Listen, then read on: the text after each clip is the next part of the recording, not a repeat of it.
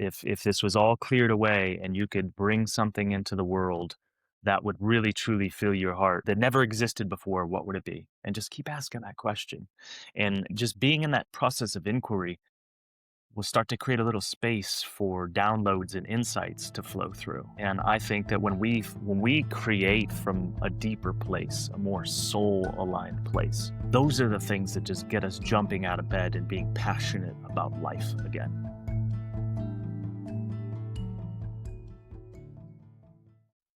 Hey, what's up, guys? Welcome back to another episode of Be What Works Weekly, where we talk to entrepreneurs, people in the coaching space, to help our listeners and our viewers improve their lives. And today I'm really excited because I've got Justin Haines with me. Justin, what is it you do? Such a great question, Mike. Thank you. The people that I work with and serve are people that are in a deep process of reinvention. And the ways that they used to create are no longer going to work to get them to the next level. And so we created long-term intimate relationship, and I help guide them into deeper levels of their own personal mastery. That's a pretty deep elevator speech right there. Right? Which is what you want an elevator speech to do, which is engage conversation, ask more questions. You said two words specifically that touched me. One was serve, because I like that, because I believe that that's the essence of why we're here. The other was reinvent. And specifically, that stands out because my coaching students right now, we're in the fourth quarter.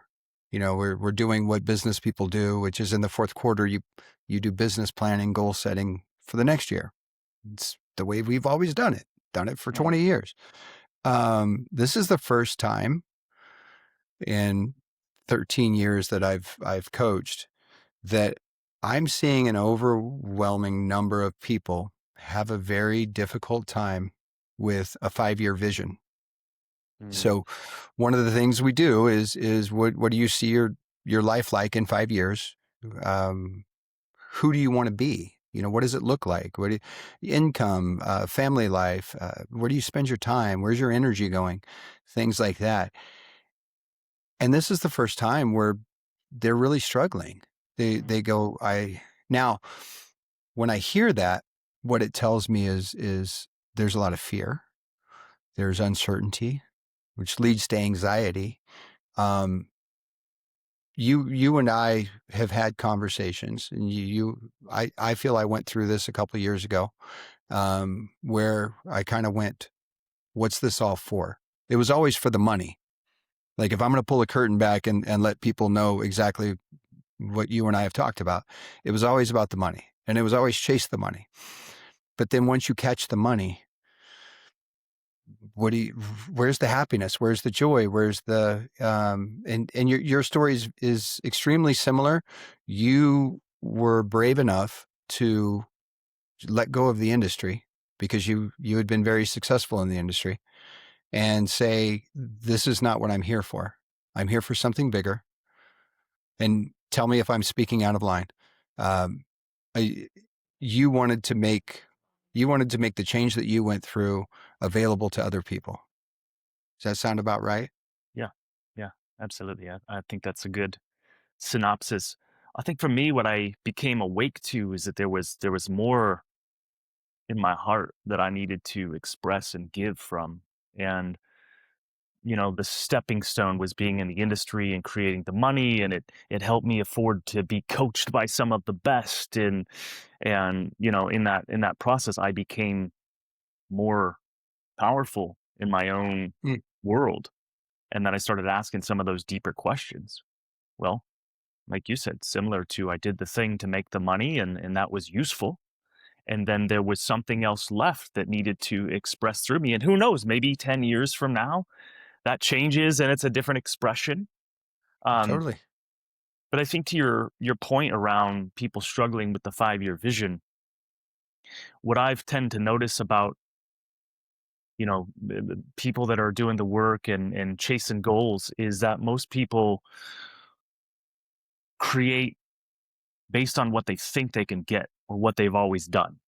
They go Yeah. back into their filing cabinet and records of the past in the psyche, right, in the analytical mind, and they're picking out things and saying, well, I've done this all before many times, and but I can't see how that's going to really fulfill me looking forward, or keep me out of the kind of fear paradigms.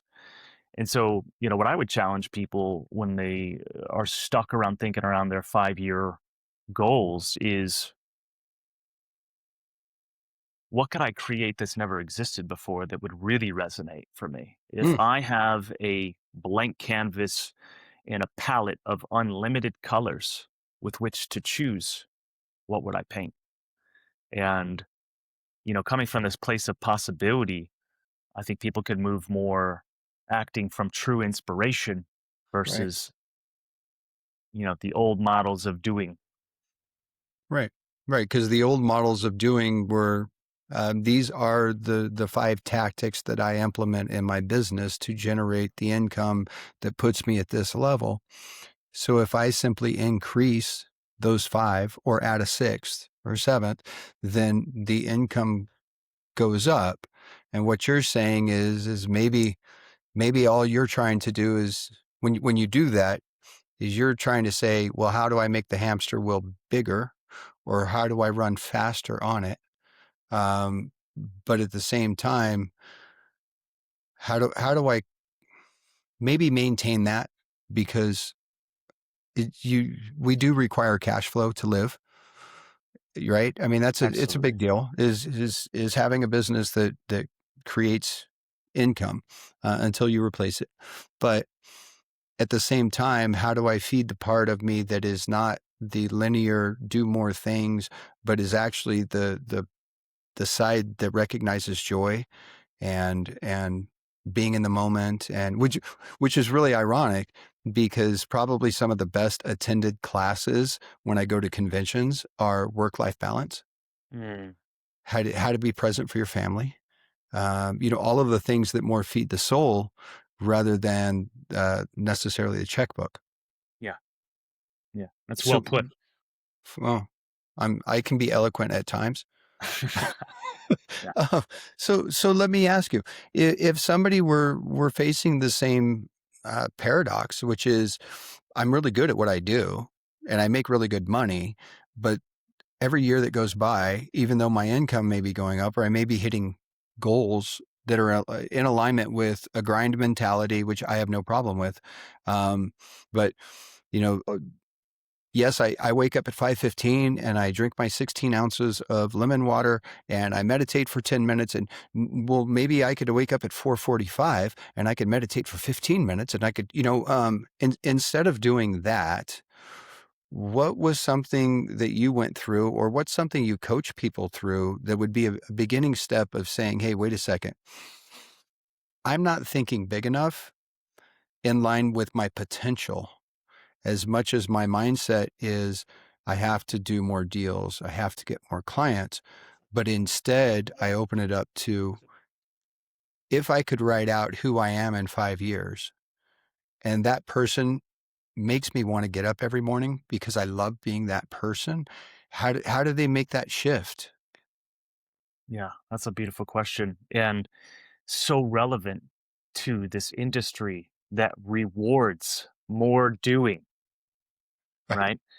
And what I would say to that is, there's an aspect of what it is to be human where we need to be in a space where we can just contemplate. We need spaciousness where our mind is not thinking about all the things that we need to do. As I think that when all of that is out of the way, we now create and almost attune our antennas to be able to receive higher visions. But if we're so caught in the doing, doing, doing, we become a little bit robotic and we can't really Right. hear the message of what's next. And so what I would say, I have a good friend of mine who took a his team was running, he's in the mortgage business. Um very very wise man, and he had created a lot of automation in his business, a lot of empowered people on the team that could run it. And so he was able Yep. to step away and Hmm. take a 3-month sabbatical. Now, that may seem crazy to some people. And I would say, well, check in on your inner control freak, right? Because it's Right. possible, and create a little space to breathe. Maybe immerse yourself in a different culture. Start asking some of those deeper questions. What did my soul choose to take a body to come do? The mortgage business and the real estate is a wonderful platform, and you can create the financial freedom. You can empower people to take over the teams, and also what's next. And it doesn't Right. have to be, well, I can get up a little bit more earlier and make a few more phone calls and maybe we can add another 20% increase. It doesn't have to be that. It can be something like deeper inner alignment. I agree, and a lot of people that do that supplement that soul side with charity, with giving, with I mean, some of my friends who have a ton of money are the best givers, are the best throwing resources at places that are of need as a substitute for actually giving of themselves. And we were taught it when we were taught what leverage is, and how to, how much do you make on an hourly basis, and what jobs do you do throughout the day that somebody that you could pay $25 an hour to could do, and that's how you offload, and that's how you buy back your time, and that's how you and all Mhm. those things, and they work wonderfully. And if the goal is simply to accumulate wealth, those are exactly the things to do. Mhm. But I think everybody has a number, and it was probably programmed in them when they were very young, that once they attain that number, their mind says, okay, well, I've hit that number, and we're, let's maintain now. And then some, they simply take that number and then double it. And now we got to keep going.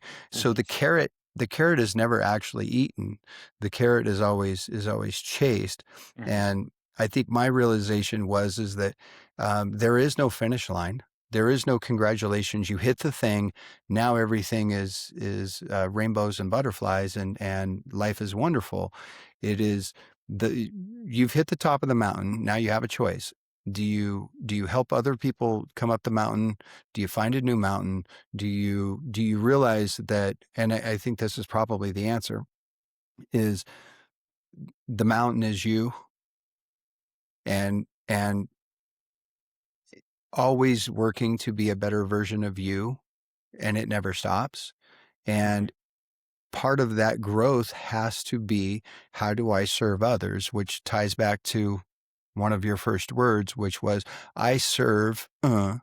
So how do you go from a greed mentality to a servant's heart, I guess, is what I'm asking. Yeah, I would say, and I'll try to remove any of the woo woo, but there's a part of our egoic identity that would be the one that would cling to greed. There's not enough. There's not enough. I need more. And I think when we get deeper into ourselves and we start to see that we have some kind of connection to everything in existence, Yeah. then we naturally move more into being in service to all of the world. And so, what I would say, that person maybe that's listening to this that's really felt like they need to hoard and they need more and there's never enough, because one day we could be without it. I would say go deeper within yourself, develop some kind of spiritual practices. Maybe if it's Christianity is your thing, great. Read the Bible every day and really sit with those verses. If it's a meditation practice or maybe a morning walks in nature in complete silence, whatever that is. Yeah. And I think those processes or practices or rituals can take you into that deeper aspect of yourself. And I think naturally you move from greed to being in service. I like that. For me, it started as yoga about 5 years ago. My wife wanted to explore yoga, so it was the one thing. It still is that. So now it's working out and yoga, because now I started getting. I like, not that I'm huge or anything, but taking care of my body, eating. Yeah. I've changed my eating habits. I purposefully spend time. Yoga is nice because ultimately what you're doing is you're just putting breath to movement, and you're focusing on breath. That's Mhm. that's really it. And you and I both know that People think they can multitask, but the brain can really only focus on one thing. And that's once you get clarity as to what you want to be in 5 years, that focus becomes more intense on becoming and acting like and behaving like that person, which the universe recognizes it, and the universe says, "Oh, that's your reality," and that's how you facilitate change. Yeah. Ultimately, this isn't quantum physics, but it could be if you wanted to be, because quantum physics believes that there are multiple versions of realities, and Mhm. you're living the one you choose. Yeah. So if Yeah. everything is negative in your world, then everything is negative in your world. But if everything's positive in your world, amazingly, things are positive. So um, when you have people that come to you and say, "Hey, here's my problem. I'm a high producer. I make a lot of money, but I'm terribly unhappy." Mhm. What would be two or three things that you would immediately say, "Okay, if you do this, changes, tactics, um, Mm. what do they call them, hacks?" Yeah. I would preface it with, the ego likes to cling to all of these things, to give it some semblance of structure. So the big production and everybody looking at you and saying, "Wow, you're a great producer. You must be really happy, right?" So we kind of cling to these identity attachments. And I think the first question that just came through as you asked the question, your question, would be, who would you be if it all disappeared? Yeah, What would be left? And to get them to start thinking about how much they've clung to this identity that they've built around them. Who would that? Who would I be? Um, and maybe the second follow-up question would be, what were some of the things that you did throughout your life that had you feel bliss or joy or fulfillment? mm-hmm. And that could give an indication as to some of the things that we would maybe want to reincorporate, to re-inspire. And if it's nothing and they can't recall any of that, then we've got some deeper work to do. Right. I was gonna say, Yeah. Yeah. yeah. If Yeah. you So can't I, go I to your would happy say, place, yeah, I would say that, you know, beneath all of the baggage that we're carrying around is harmony, is bliss, mm, is centeredness, is connectedness. That's the nature of human. But we cloud it out with all of this other ego limitation and identity and attachment to things that we've created around ourselves that some of us choke that off and we can no longer feel what we truly are, right? but it can't Yeah, go anywhere. It's still there. yeah. So you've got to clear it out. You got to clean it out, recognize it, Yeah, and then absolutely. have a path forward of basically reinvention or rediscovery. Yeah. hmm I think something that people could just carry around them with them all the time is just we asking better questions. Mm, And it could be something as simple as that. Who would I be if it all went away? Or if I could create something that has never existed before in the world, what would it be? If people that are in the mortgage business that are really steeped in production, they're having this blank around their 5-year vision. It's because they're likely going back, like I said before, of into what they've done in the past and doing their calculations on what they could do. But no, what if all that was a clean slate and you could bring something into the world that never existed? What would that be? And right, if we could just stimulate those kind of thoughts by asking the question, we don't need to hear the answer right away.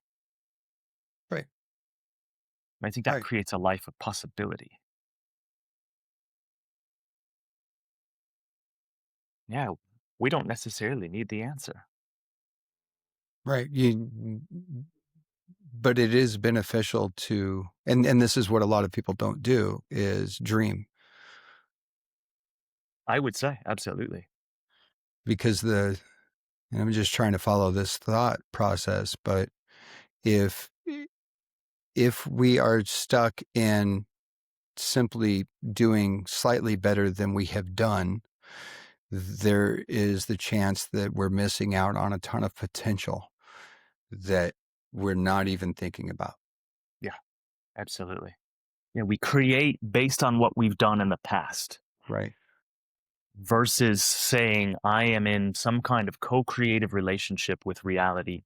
You weaved in the conversation around quantum physics. I subscribe to that belief. I've had plenty of instances in my life which made that true for me.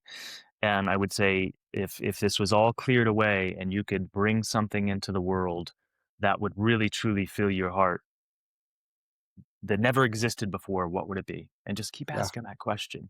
And that's gonna just being in that process of inquiry will start to create a little space for downloads and insights to flow through. And I think that when we create from a deeper place, a more soul aligned place, those are the things that just get us jumping out of bed and being passionate about life again. So what if, and I'm just going to throw it out there. What if somebody were to say, "Hey, I get where you're coming from. I like this." Would it be a good idea for them to grab, I mean, I've been to a ton of conferences. I've got notebooks on notebooks on notebooks, and a lot of them are only 4 or 5 pages deep. So I could rip out the 4 or 5 pages. Would you suggest maybe they take a notebook and have it specifically for who could I be if I really, and more of like a dreamer's book of, hey, it would be great to do this. I would love to do this. This would feed my soul. And and if I'm going to incorporate it back into coaching and the business side of me, it would be Friday. So Friday afternoons, I schedule myself off at about 2 o'clock, 3 o'clock, somewhere in there. After that, I'm done for the day. Friday, half Friday is my time, and that time is spent on what do I want to change in my business? How do I interact with my clients? How can I get better? Um, but if somebody were of this grind mindset and they like time blocking, they love time blocking. If we said get a notebook and put an hour in there a week and just close the door, turn off the electronics, put them in a Faraday bag if you need to, but make yourself available to yourself, like a 1 hour retreat, and just put it on paper.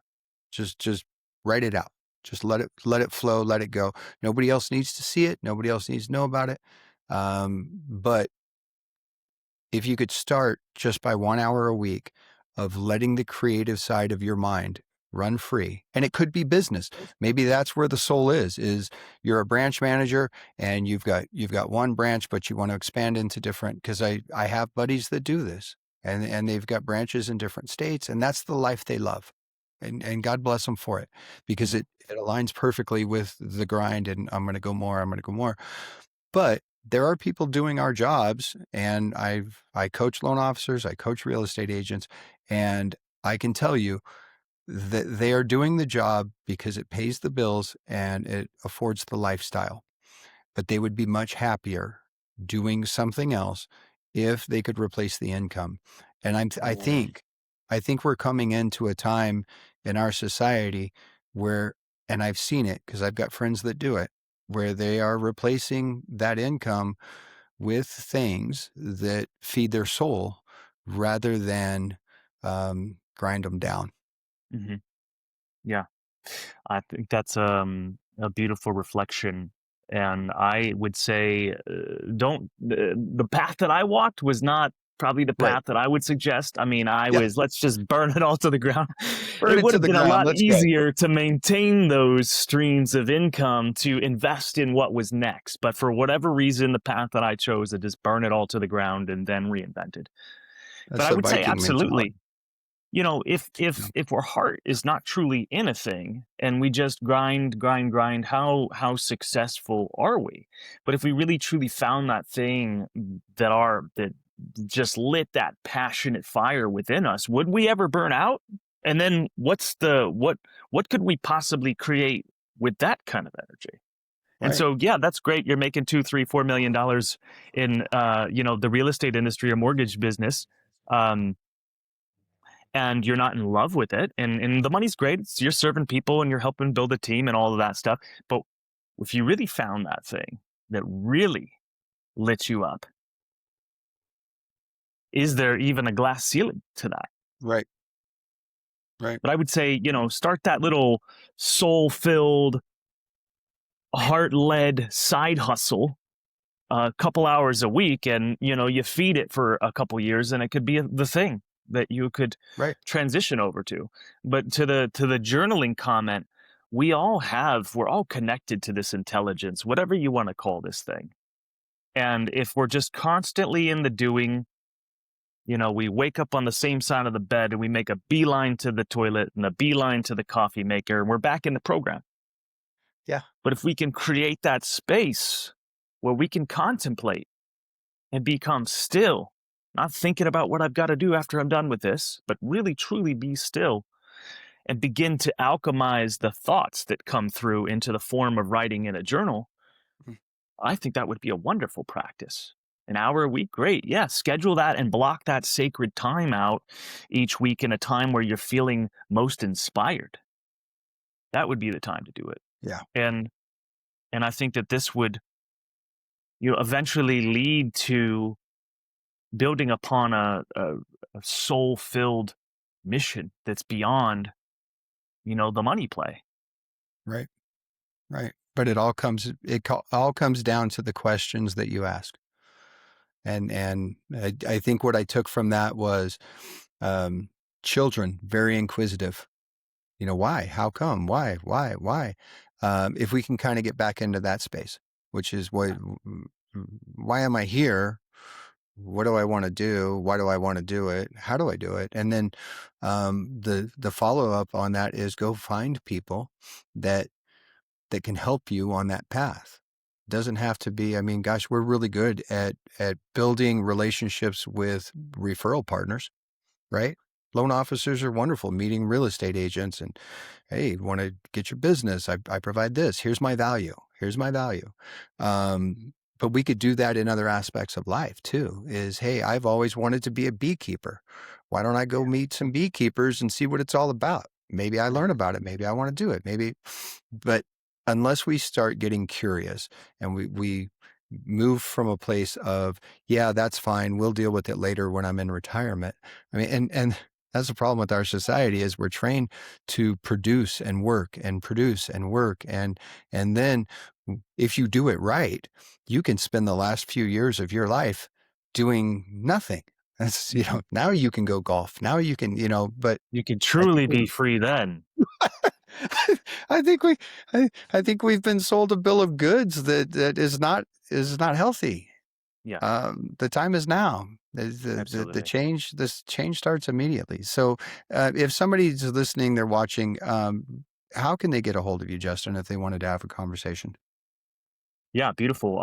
Visit regenconsultancy.com/Haines. I think you guys can maybe pop a link in the notes, Yeah, and that'll tell a little bit more about the work that I do, as well as the ability to book a conversation. And if it calls to you, I would say be bold and let's have a talk. I appreciate it. I'm going to give a quick little plug to Michael Neal's book because you sent me this. I just got it yesterday. Um, I appreciate it. I will read it. Um, just be, I believe that having people in your life that help you along the path and especially say, hey, here's something you should check out. I greatly appreciate that. Now, 4 or 5 years ago, the ego side of me would have said, what do you mean? Why are you sending me a book on super coach? You don't think I'm good enough? Am I not Uh, good enough? Yeah. See, mm, so mhm. growth is what it's all about. Cheers to your evolution, sir. Brother. Well, I Yeah. appreciate your time, man. And I hope anybody that's struggling that sees you as a lighthouse reaches out. And I appreciate you being in our mastermind and being available to people in there too. So this comes down to, if I were to distill this whole conversation, this comes down to the essence of you can be whoever you want to be. And the irony is the reason we named a coaching company B is because that's exactly what we wanted to have it about. It's not the best I wouldn't suggest anybody name a company B because people don't understand what. So they're like, B, what? I have no idea. But I would rather keep the name and have it about that, because I can't think of any coaching companies within the real estate and mortgage space that are about being the best version of yourself, and not, this is how you make more money. This is how you have more clients. So Yeah. Yeah. cool. I Are we appreciate it. human beings or human doings? That's the transition right there. Yeah. Being present. I love it. Okay. Well, I appreciate your time, brother. I hope you have a great day. Thanks, Mike. Thanks.